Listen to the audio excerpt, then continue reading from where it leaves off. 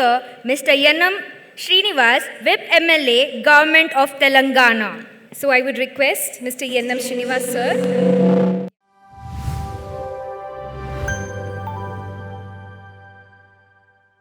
Shri Yennam Srinivas Reddy, Honorable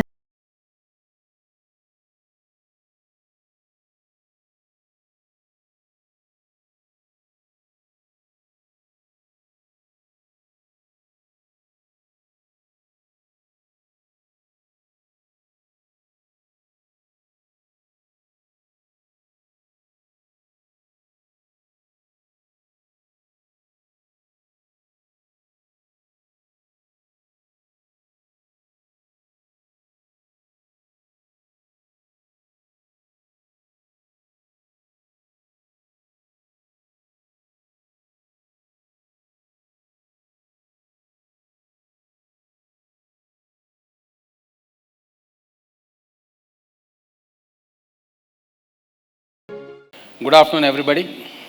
Great things cannot be done on an impulse, but by a series of small things brought together.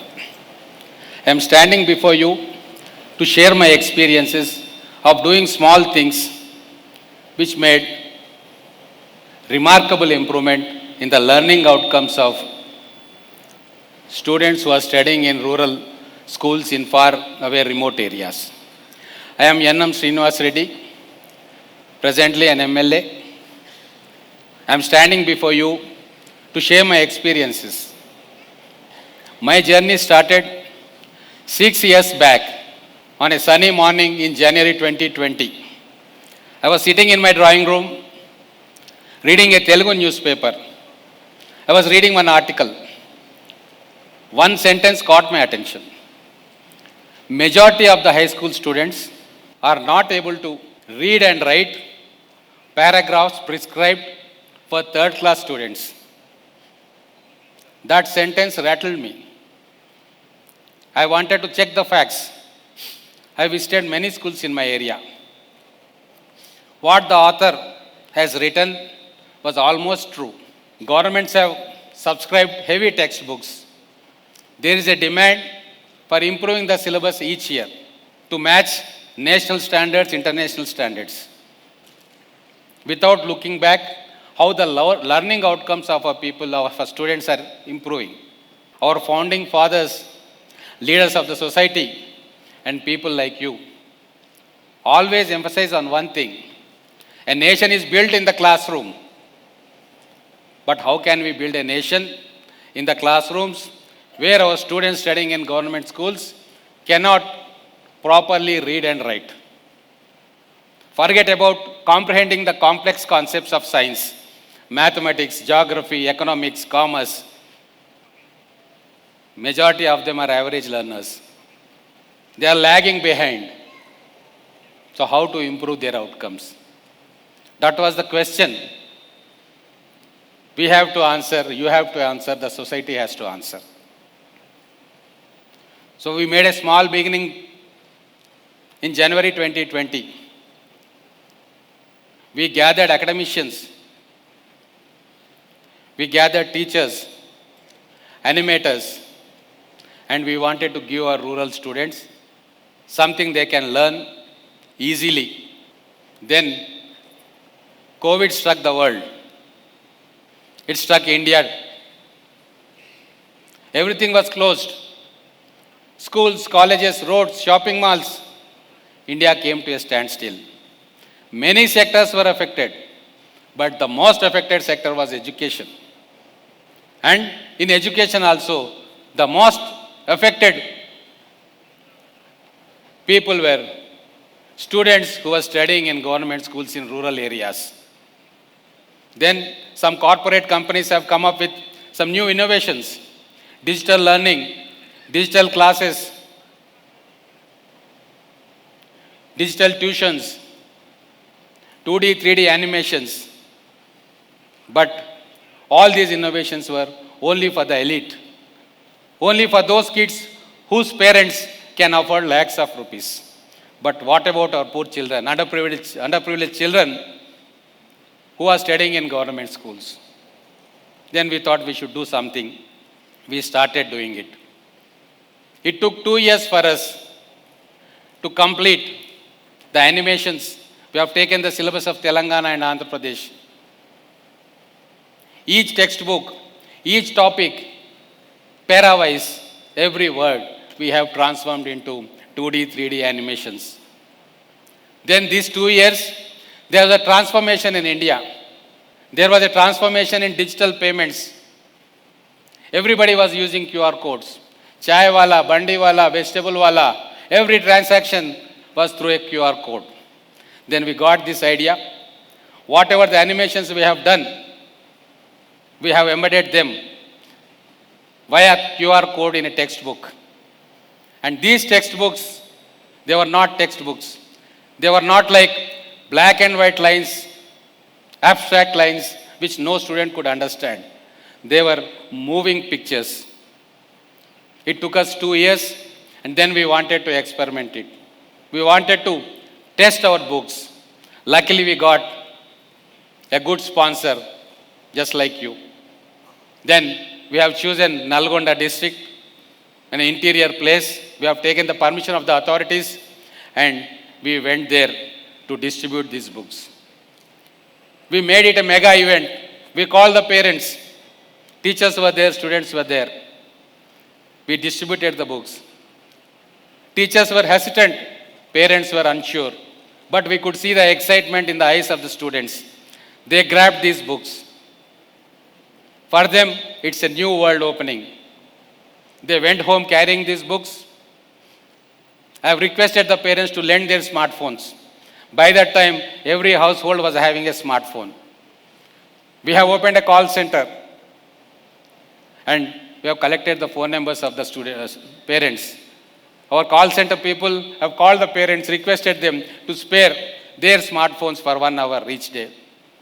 Children enjoyed that. They went through all the animations, chapter by chapter, and it was a great revelation. They could understand everything now. Complex subjects, concepts which were alien to them, like electricity, motion, atoms, electrons, chemical equations, respiration, heart pumping, climate changes, history, everything was in front of them, moving pictures. Then these students came to the classroom. Earlier they were passive listeners. Now they have become active participants. They had doubts. They had questions. Now they started learning. They wanted to ask doubts. They were interacting with the teachers. They were interacting with each other. There was an environment of joy. But the classroom remained the same. Teachers could see the change in their students. But nothing changed in the classroom. Same old blackboards, same old teaching methodology. Then we thought of going for CSR funding and brought some digital boards. We have adapted our content and loaded into the digital boards, and we have asked the teachers to train on the digital boards. Initially they were reluctant. It was an additional burden for them. Then 10th class came. Students have written the 10th class exams, and the results surprised everybody. In those schools where we have given these digital textbooks free of cost, previous pass percentage in 10th class was around 55-56%. But in that short time, the pass percentage increased to 76%. It was a remarkable improvement in a single academic year. Now the parents understood, teachers also understood. Small technology has transformed learning. Next year it was easy for us to convince the teachers to train on the digital boards. They came forward willingly. Then something very beautiful happened in the classrooms. In every classroom you have bright students, you have average learners, you have laggards. Bright students started using the digital board. They started educating their classmates, their peers. They started explaining to their fellow students. It was a beautiful experience. Then we thought, why not organize these students into groups? We have organized them into groups of 7-8 students. One student was made a little teacher. One student was made a little leader with specific roles assigned to them. Now learning has become fun. Education has become alive. Teachers also participated. But now, as you know, our teachers are burdened with their own work. Extra work, they were not having time. Appraisal reports have to be given, so many other works they have to do. So we thought of introducing another innovation into the school system. We have introduced Vidya Volunteer. Through the help of CSR funding, we have paid them salaries. We have picked up educated youth in the village or in the same locality, in the same neighborhood, youth who have completed graduation and post-graduation, preferably women, who can spare some time to help these students. We have introduced this Vidya volunteers into the school ecosystem. They were organizing the groups. They were interacting with the students. They were managing this classroom teaching in the absence of a teacher. They were calling the parents. If a student was absent, they were calling the parents. These Vidya volunteers have become a link between teacher and student. They have become a link between parent and student. They have become an integral part of the ecosystem. They were from the same village. They know the background of the student, their environment, their cultural ethos. So everything was falling in place. And the groups which we have made, these Vidya volunteers have organized them even after school hours, 1 hour, 2 hours. During the exam time, they used to concentrate on them. Student used to teach fellow student. When a teacher teaches a student, it is good. But when a student teaches a student, it is better. Because they don't have any fear. Students will ask questions. It is sharing of knowledge between equals. It gave a tremendous impact, remarkable improvement in the learning outcomes. We could see the change. Now, the habit of memorizing and reproducing in the exam, our students have forgotten that. Not only they are learning for exams, they are learning for their life. The result we could see after 2 years. This experiment we have been continuing. Those students who have taken 10th class exams initially, they have passed out in flying colors. They have chosen their careers according to their ability. Because now they know in which subject they have an expertise, which subject they have passion, because everything was in front of them. Some chosen history, geography. Some went to commerce courses. Some went to medical course, engineering. Some went to MPC, BPC. They have chosen their course. Hundreds of our students, now they have taken entry into medical and engineering colleges because their foundation was strong. They were not memorizing. They were learning the basics. They had their foundation strong. I am sure many of them will become entrepreneurs, IAS officers, IPS officers, and they excel in whatever career they choose in their lives because we have concentrated on the basics. This is the success story. This is a model which we have evolved with simple changes, with small changes. A simple QR code, a trained teacher, digital content, one digital board, one Vidya volunteer, one little teacher. A model was evolved. A model worth upscaling. I request, standing on this great platform, to test this model, to use those, to see those textbooks. We are giving these books free of cost. Till now, we have reached 2,000 schools. We have given these textbooks to nearly 2 lakhs people.